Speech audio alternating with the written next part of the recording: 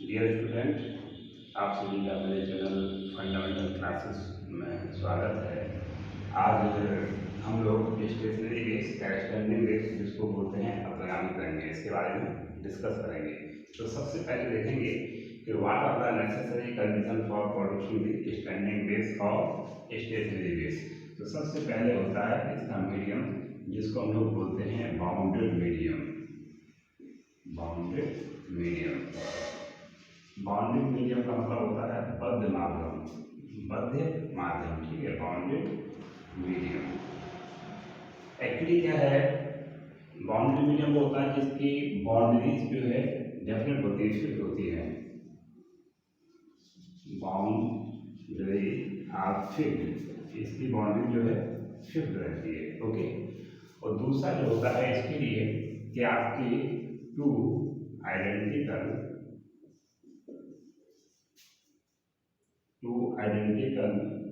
Longitudinal या फिर transverse progressive base.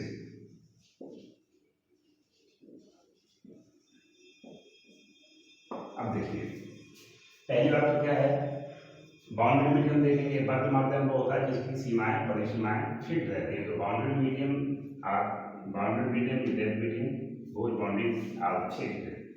और अब स्टेशनरी बेस कैसे बनेगी, सपोज कीजिएगा ये हमारी बाउंड्री है, फिक्स है। तो इसमें ये होता है स्टेशनरी बेस के लिए कि आइडेंटिकल लॉन्गिट्यूडिनल और transverse progressive base proceed in boundary medium in opposite direction by the principle of superposition. A new wave is formed which seems stationary in the medium, that is known as stationary waves या standing waves। मतलब ये हुआ कि जब किसी बद्ध माध्यम में दो एक जैसी प्रगामी तरंगें, चाहे वो अंधर प्रगामी तरंग हो या फिर अनुप्रस्थ प्रगामी तरंग हो, बद्ध माध्यम में विपरीत दिशा में जाती हैं, तो अध्यारोपण के सिद्धांत से ऐसी तरंग बनती है जो माध्यम में स्थिर स्थित होती है, उसको हम लोग बोलते हैं स्टैंडिंग वेव्स। तो स्टैंडिंग वेव्स का जो कंडीशंस है वो ये होना चाहिए, पहला है medium must be bounded, it means it must have the definite boundary. और दूसरा ये कंडीशंस है कि टू आइडेंटिकल लॉन्गिट्यूडिनल और transverse waves must proceed in boundary medium in opposite direction, okay. So this is the conditions. और ये हुआ हमारा स्टैंडिंग वेव्स के बारे में। अब आप देखिए इक्वेशन ऑफ डेरिवेशन है, इक्वेशन ऑफ स्टेशनरी वेव्स, अपरिणामी तरंग का समीकरण। इसका कैसे डेरिवेशन करेंगे, यदि मैंने ये मान लिया कि लेट ये progressive waves is proceeding in positive x direction, ठीक है, in positive x direction with the amplitude a। तो इसका स्टेशनरी वेव हमको निकालनी है, तो equation of progressive waves which proceeding in positive x direction. तो इसका इक्वेशन हम लोग जानते हैं, ये a sin omega t minus kx। अब हमने क्या कहा था स्टेशनरी वेव्स के लिए कि मीडियम जो क्या मुझे बाउंड्री होना चाहिए, बाउंड्री में फिक्स, तो ये फिक्स हमारी बाउंड्रीज होगी, ओके। अभी क्या करेगा, जब इधर से रिटर्न हो गया तो ये देखना पड़ेगा कि जो रिफ्लेक्टेड आपकी वेव है whether it is coming from, ये जो आपका एंड है यहाँ पर, ये फ्री एंड से आ रही है हमारी या फिर रिजिड एंड से आ रही है, ओके। अगर ये रिजिड एंड से आएगी तो फेस में पाई का चेंज होता है। If reflected ray is coming from free and, there is no change in its phase। हम लोगों ने ये मान लिया कि यस कि this is coming from free and से मुक्त तल से आ रही है, तो फेस में कोई चेंज नहीं होगा। तो we will get like this. तो ये हमारी वेव्स बनेगी, ये हो जाएगी हमारी स्टेशनरी वेव्स। तो मैंने क्या माना कि let a wave progressive wave is proceeding along the positive x direction whose amplitude is a and it is returning back just after colliding with the free end। तो फ्री एंड से आएगी तो reflected जो हमारी progressive waves है उसका equation हो जाएगा y equal to a sin omega t plus kx, because it is coming in negative axis, तो यहाँ ये हो गया। अब by the principle of superposition, एक हमारा सिद्धांत होता है अध्यारोपण का सिद्धांत। इसमें क्या होता है, सपोज करिए बहुत सारी वेव्स किसी मीडियम में जा रही हैं, उनकी डिस्प्लेसमेंट y1 y2 y3 है, तो नेट डिस्प्लेसमेंट हो जाएगा y1 + y2 + y3। इसका मतलब ये होगा कि principal of superposition, whenever two or more than two waves are proceeding in a medium, then their net displacement will be sum of all the displacement of individual waves, that is y equal to y1 + y2 + y3 and so on. तो by the principle of superposition ये क्या हो जाएगा, net displacement y1 + y2। तो इससे जो equation आएगी that will be the equation of stationary waves. तो y1 हमारा कितना है, a, देखिए इन दोनों को प्लस करेंगे तो a हम लोग कॉमन ले लेंगे, a कॉमन ले लिया, ये होगा sin omega t - kx, okay, plus ये हो जाएगा sin omega t + kx, clear. अब आप देखिए ये है sin c + sin d, ये सीधा मतलब ब्रांच ऑफ मैथमेटिक्स, तो टोटल आपका मैथ अच्छे से आना चाहिए। तो देखिए sin c + sin d, ये हमारा होता है 2 sin c + d/2 × cos c - d/2, okay. तो यहाँ आ जाएगा sin c + sin d, तो 2 sin c + d/2 करेंगे तो केस केस कट जाएगा, 2 ओमेगा t/2, तो यहाँ आ जाएगा omega t × cos c - d/2। तो इससे इसको माइनस करेंगे तो ओमेगा t कैंसिल होगा, तो यहाँ आ जाएगा cos -2kx/2, तो कितना होगा kx। यहाँ देखिए एक्चुअली आएगा ये -kx आएगा, और cos - थीटा होता है प्लस cos थीटा। ये कल मैंने फॉर्मूला आपको बताए थे, ये cos - theta plus cos theta, और sec - थीटा ये प्लस sec थीटा होगा, and others will be negative, सारे नेगेटिव हो जाएंगे। मान लीजिएगा आपको मैंने बोला sin -30, तो पहले हमको पता होना चाहिए कि sin - थीटा ये क्या होता है, माइनस sin थीटा, तो ये sin -30 यानी sin - थीटा तो minus sin theta, minus sin 30 जो है -1/2। और यही ऐसा हो कि cos -30, तो cos - थीटा ये होता है प्लस cos 30, दैट इज √3/2। तो use of formulas are very important. ये हमारा बन गया कि 2a cos kx × sin omega t, this is the equation of progressive waves. ये हमारा this is the equation of stationary waves, ये हमारा स्टेशनरी वेव्स यानी अपरिणामी तरंग का समीकरण होगा। ये पहला बन गया y = 2a cos kx × sin omega t। ये तब है कि whenever reflected ray is coming from colliding the free end। अब सपोज करिएगा हमारी अगर वेव जो है it is just come returning back by colliding the rigid surface, जो रिजिड सरफेस से टकरा के आती है तो रिफ्लेक्टेड रे के फेज में पाई का चेंज आता है। तो उस केस में जो हमारे इक्वेशंस होंगे, let us see here, y1 तो हम लोग को पता है ये क्या होता है, a sin omega t - kx, लेकिन जो मेरी रिफ्लेक्टेड रे होगी y2 ये कितनी हो जाएगी, a sin omega t + kx + पाई, जब रिटर्न होके आएगी it will return back negative direction of x, तो यहाँ पे प्लस हो जाएगा प्लस kx, बट जब रिजिड सरफेस से आती है तो फेज चेंज बाय पाई। अब देखिए sin 180 + थीटा का हमने एसटीसी भी बताया था आपको, तो sin पाई + थीटा ये आपका थर्ड क्वाड्रेंट में जाएगा तो आएगा माइनस sin थीटा। तो ये आपका हो गया y2 जो रिफ्लेक्टेड रे होगी ये हो जाएगी sin 180 + theta minus sin theta यानी minus a sin omega t + kx, okay. तो यहाँ पर हम लोग करेंगे तो ये होगा y1 का प्लस y2 कितना रहेगा a यानी माइनस a, तो minus sin omega t + kx। तो इसमें we will take out a as common, हमारा यहाँ क्या हो जाएगा sin c - sin d, तो sin c - sin d होता है 2 cos c + d/2, kx cut जाएगा इन ओमेगा t। स्टार्ट। तो अब हम लोग को ये निकालना है कि जब हमारा कोई जो प्रोग्रेसिव वेव्स है it is just coming back after colliding with reject surface, तो उस केस में हमारा ये जो आपकी इंसिडेंट रहती वो थी प्रोग्रेसिव वेव्स ए sin ओमेगा टी माइनस के एक्स।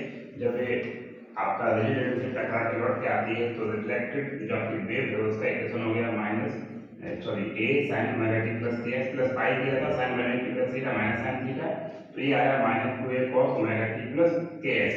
इसका मतलब है हमारे दो पार्ट हो गए कि जो अपगामी तरंग है यानी स्टेशनरी वेव जब ये फ्री एंड से टकरा के आएगी तब डेरिवेशन होगा 2a cos के एक्स sin ओमेगा टी, और रिजल्टेंट से टकरा के आएगी तब आपका स्टेशनरी वेव का इक्वेशन होगा minus 2a cos omega t, ठीक है, इनटू sin के x. Okay, clear to everybody. अब लेट इट सी, इसका हम लोग जैसे न्यूमेरिकल फॉर्मूला कैसे यूज करेंगे, let see this one also.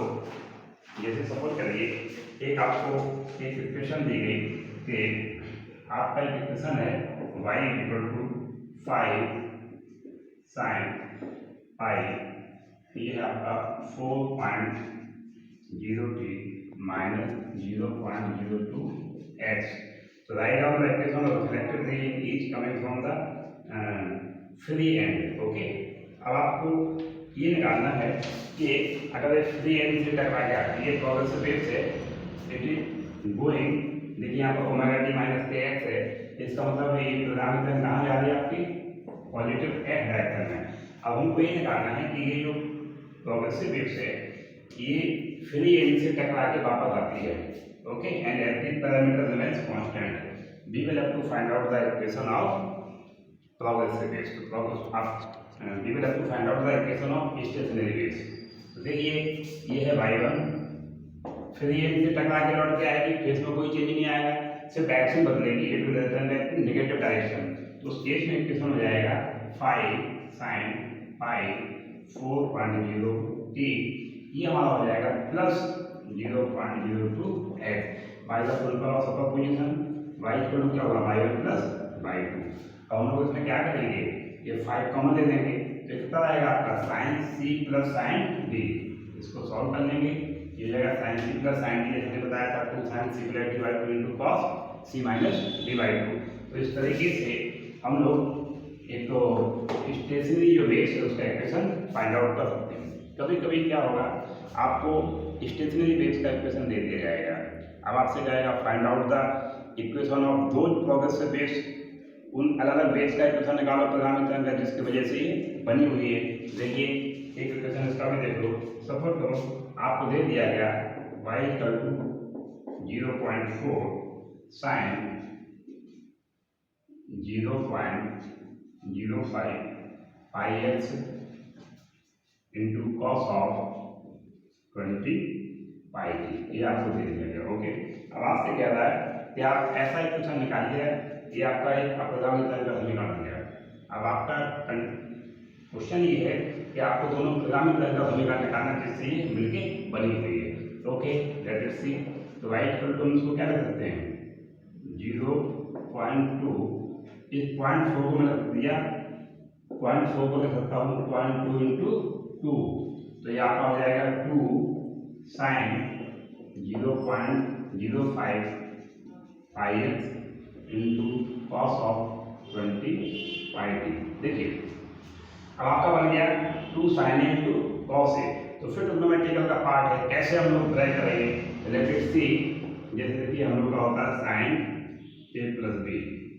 Okay, sin a plus b हमारा क्या होता है sin a cos b plus cos a sin b। इसी तरीके से sin a माइनस b, ये हमारा होता है sin a cos b minus cos a sin b। Okay, तो हम लोग इसको एक बार ऐड करेंगे, देखिए cos a sin b ये कैंसिल हो गया, तो यहाँ पर हम लोग का मिल जाएगा sin a plus b plus sin a minus b, this plus this, तो ये कितना होगा sin a cos b, ये हम लोग का बन गया 2 sin a into cos b। अब आप देखिए यहाँ पर तो 2 sin a into cos b, इसको हम लोग क्या रख सकते हैं sin a plus b plus sin a minus b, तो ये हमारा हो जाएगा y equal to 0.2 two sine A cos B है sine A plus B, sine A plus B, it means equal कितनी है 0.05 पाई एक्स प्लस बी की value है 20 पाई टी। ओके, तो sine A plus B plus sine A minus B, ये हो जाएगा 0.05 pi x minus 25 T. अब देखिए सेपरेट इक्वेशन हमारे कैसे कैसे हो जाएंगे, जब पॉइंट का मल्टीप्लाई करेंगे तो 0.2 sign 0.05 pi X plus 25 T, तो ये आएगा। फिर 0.2 का हम मल्टीप्लाई करेंगे plus 0.2 sign 0.05 pi x minus 25 T. देखिए अब आपका बन गया कि y जो है 0.2 साइन ये, यानी ये रहेगा हमारा y1 फर्स्ट प्रोग्रेसिव इक्वेशन, ये है हमारी y2। देखिए a साइन आपका ओमेगा टी प्लस के एक्स, यहाँ भी ये a साइन आपका ओमेगा एक्स माइनस के टी, इट मीन्स ये हमारा हो गया कि ये जो आपकी अपूर्णांक तरंग दी गई थी ये इन दो पूर्णांक तरंग से मिलकर बनी, जिसमें पहली तो ये है y1 ये वाली और दूसरी हमारी this is. So these are the two separate equations of progressive waves by which this equation of stationary waves has been obtained. इसका मतलब ये हुआ कि आपको अगर एक स्टेशनरी वेव दी है, इसकी कंपोनेंट निकालना है, we will have to go like this, 2 sin a cos b ये है। अब इसको सब्ट्रैक्ट करेंगे sin a plus b minus sin a minus b, तो 2 cos a sin b होगा। ऐसे ही 2 cos a cos b दिया हो तो cos a plus b plus cos a minus b करेंगे, 2 sin a sin b दिया है तो cos a minus b minus cos a plus b करेंगे। ओके, अब हम लोग आगे चलते हैं। ये स्टेशनरी जो वेव्स है अपूर्णांक तरंग है, इसकी क्या लक्षण होते हैं, what are the characteristics, that is very very important. देखिए सबसे पहला तो ये है कि जो आपकी स्टेशनरी वेव्स है ये किसी मीडियम में कांस्टेंट चाल से आगे नहीं जाती, बल्कि डेफिनेट लिमिट्स के अंदर ही रहती है। तो इसका मतलब हुआ कि stationery waves don't advance in the medium but remains fixed with in to limits, क्योंकि बाउंड्री मीडियम में रहती है और फिक्स बाउंड्री होती है। सपोज करो ये आपको इस टाइप से गया तो इधर से आपको रिटर्न बैक होकर आएगा, इस टाइप से आएगा, ठीक है। अच्छा, इसके बाद में ये होता है दूसरा पॉइंट कि अपूर्णांक तरंग एनर्जी को कैरी नहीं करती, stationary waves don't carry on, it don't transfer of energy.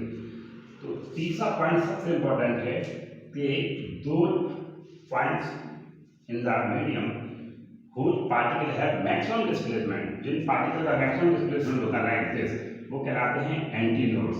तो दो points which remains at rest in the medium they are known as nodes। तो इसमें नोड्स और एंटी नोड्स होते हैं। तो एंटी नोड्स वो है जिसका मैक्सिमम डिस्प्लेसमेंट होता है, नोड्स वो होते हैं जिसका डिस्प्लेसमेंट 0 होता है।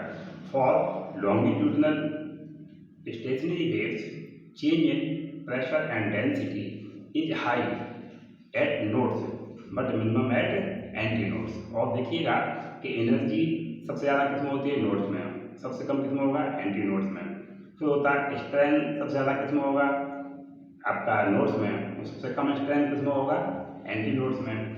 All the particle vibrate in simple harmonic motion except nodes. Nodes के अलावा इसके जितने भी पार्टिकल हैं सब आपके वाइब्रेट करते हैं सिंपल हार्मोनिक मोशन में। और यहाँ से देख सकते हैं ये 1 टाइम पीरियड है, ये इन 1 time period all the particles return back from the mean position twice, ये होगा। और सबसे इंपॉर्टेंट आप देखेंगे कि डिस्टेंस बिटवीन टू आपके जो दो नोड्स हैं, डिस्टेंस बिटवीन 2 नोड्स और 2 एंटी नोड्स, ओके, ये हमारी होती है λ/2 corresponding, and distance between correspondent nodes and antinodes ये हमारी हो जाएगी λ/4। क्लियर, आई विल प्रूव हम इसको प्रूव भी करते हैं। तो these are the characteristics of stationary wave. अब इसके बाद देखिए कि variation in amplitude of stationary waves with distance, हमारे नोड्स और एंटी नोड्स कहाँ पर बनेंगे। देखिए y इक्वल टू क्या था 2a cos kx into sine pi T, okay, 2a cos pi x into sin omega t, sorry, this is the equation of stationary waves जो कब बनती है, in which reflected ray is coming from striking after 3 इसको हम क्या कर सकते हैं, जैसे मान लीजिए इसको मैंने ax ले लिया, ओके, तो y इक्वल टू हमारा हो जाएगा ax sin ओमेगा t। अब जो मैक्सिमम डिस्प्लेसमेंट है वो कब होगा और कैसे होगा, जिसको बोलते हैं मैक्सिमम एम्पलीट्यूड। मैक्सिमम एम्पलीट्यूड वाले पार्टिकल क्या कहलाते हैं, एंटी नोड्स। तो मैक्सिमम एम्पलीट्यूड नोड्स, जो मैक्सिमम एम्पलीट्यूड आएगा उसके लिए हमारा क्या रहेगा, ये जो वैल्यू है देखिए कितना है, 2a cos kx, इसकी वैल्यू होनी चाहिए मेरी प्लस माइनस कितनी होनी चाहिए, 1 होनी चाहिए, ठीक है। तो इसके लिए हम लोग क्या करेंगे, जो ax है 2a cos इतना है और इसके लिए हमारे cos kx की वैल्यू होनी चाहिए प्लस माइनस 1। तो kx जो हमारा आएगा ये क्या रहेगा, जैसे 1 cos 0 की वैल्यू होती है, पहले तो आएगा 0, फिर पाई, फिर 2 पाई, 3 पाई एंड सो ऑन, ओके। के क्या होता है, प्रोपगेशन कांस्टेंट, ये है 2 पाई अपॉन लैम्डा, क्लियर। इसको हम लोग क्या रख सकते हैं, इसको हम लोग रख सकते हैं plus minus P into pi, जहाँ पर पी की वैल्यू क्या है 0, 1, 2 एंड सो ऑन। तो के की वैल्यू लगाई 2 pi upon lambda into x, तो इस केस में ये हमारा कितना हो जाएगा पी इंटू पाई, पाई पाई कट गया, हम लोग को चाहिए था एस, तो एस की वैल्यू क्या हुई पी इंटू लैम्डा हो जाएगा पी इंटू लैम्डा बाई 2। अब इसमें हम लोग पी की वैल्यू जैसे लगाते जाएंगे, पी की वैल्यू जैसे 0 लगाएंगे एस कितना आएगा 0, पी की वैल्यू 1 लगाएंगे तो कितना आएगा लैम्डा बाई 2, पी की वैल्यू हम लोग 2 लगाएंगे, ठीक है, तो कितना 2 लैम्डा बाई 2 लैम्डा, ऐसे आता चला जाएगा। तो डिस्टेंस बिटवीन टू करस्पॉन्डिंग आपका एंटी नोड्स होगा वो कितना होगा lambda by 2 minus 0, that is lambda by 2, यानी दो एंटी नोड्स के बीच की दूरी होगी वो कितनी होगी मेरी लैम्डा बाई 2, क्लियर कितनी बड़ी। और जो एंटी नोड्स बनते हैं वो कहाँ पर बनते हैं, 0 पाई, 2 पाई, 3 पाई एंड सो ऑन।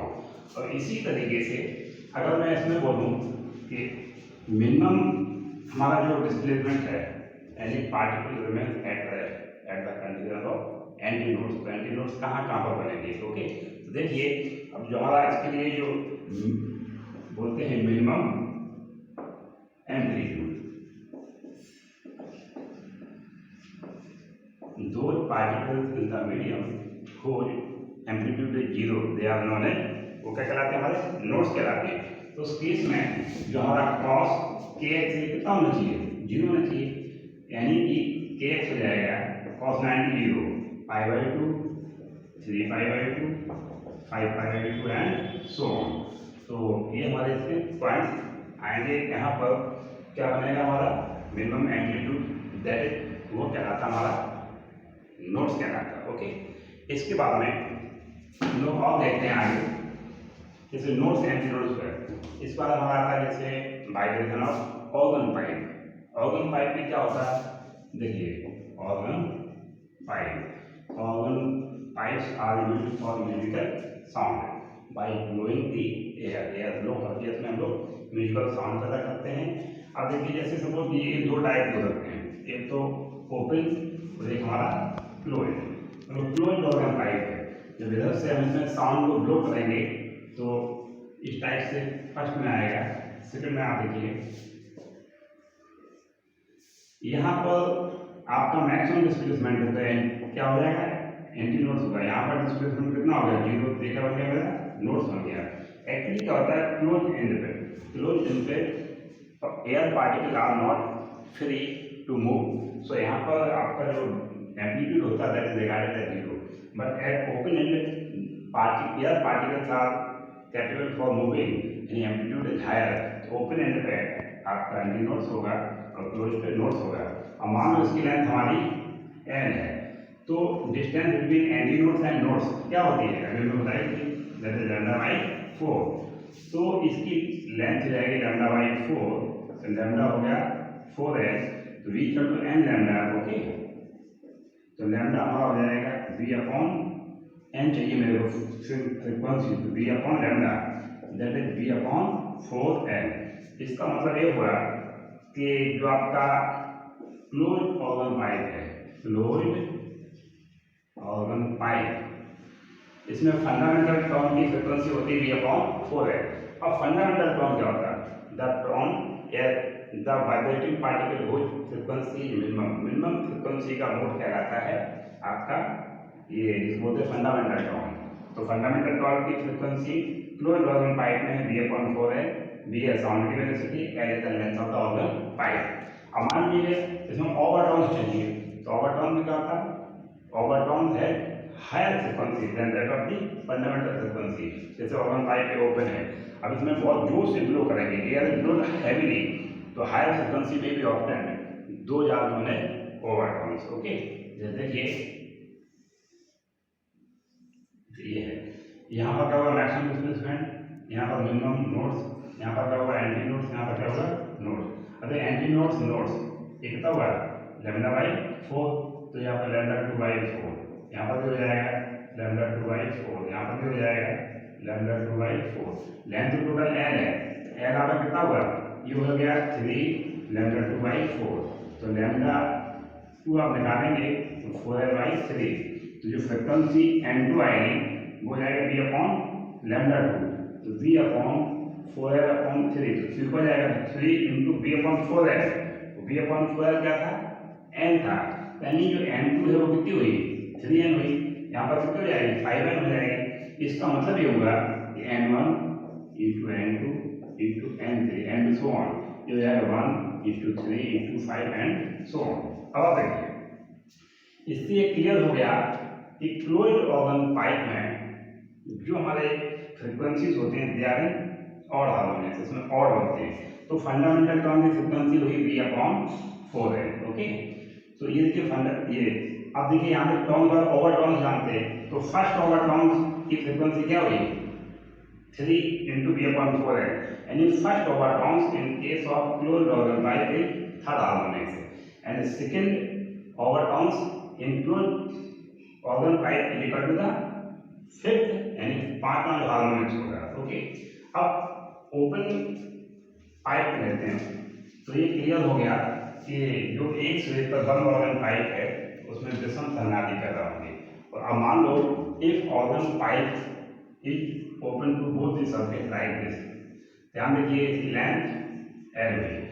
अब यहाँ पर मैक्सिमम डिस्प्लेसमेंट, यहाँ भी maximum displacement and distance between two corresponding anti nodes या नोड्स ये होती है λ/2, तो ये l हो जाएगी λ/2, तो लैम्डा होगा कितना हुआ? 12।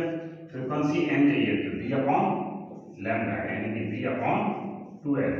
मतलब होगा कि जो ऑर्गन पाइप दोनों सो पे खुला है उसके फंडामेंटल टर्म की फ्रीक्वेंसी क्या होगी? V/12 होगा। इसी तरीके से इसमें जब हम आगे चलेंगे तो n1 × n2 × n3 and so on, यह आएगा 1 × 2 × 3 एंड सो ऑन।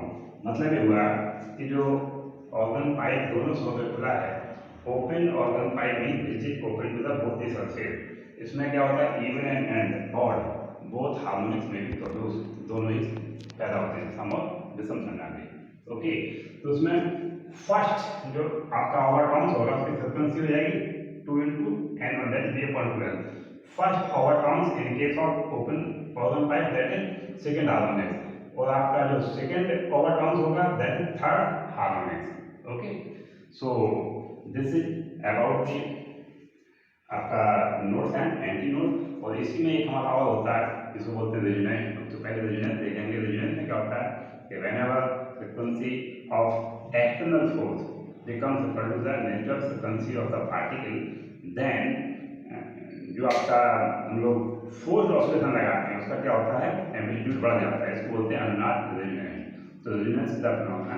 कैसे बोलेंगे कि whenever frequency of external force becomes equal to the frequency, natural frequency of the particle, then amplitude of force oscillation increase. This phenomena is known as resonance। इसी तरीके resonance tube भी होती है, उसमें क्या होता है कि it is the method in which sound velocity is obtained with the help of tuning fork of non frequency।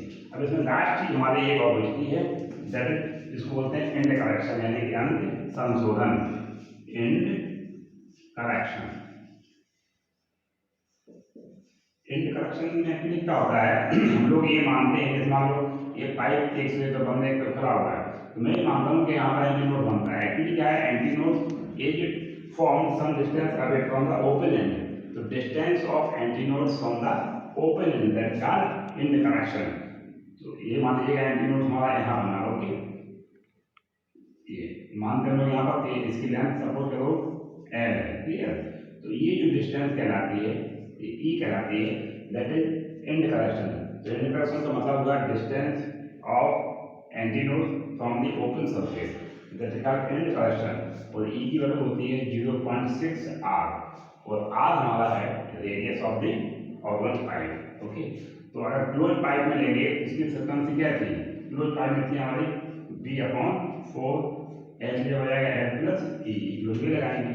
अगर ओपन पाइप में हम लोग लेंगे, ओपन में क्या ये नीचे भी आएगा, तो उसके साथ फ्रीक्वेंसी ये हमारी ओपन पाइप में कितनी थी b/2 है, ये जाएगा b/2, ये जाएगा एल प्लस 2e, क्योंकि ई आपका ऊपर भी रहेगा और ई नीचे भी रहेगा, क्लियर।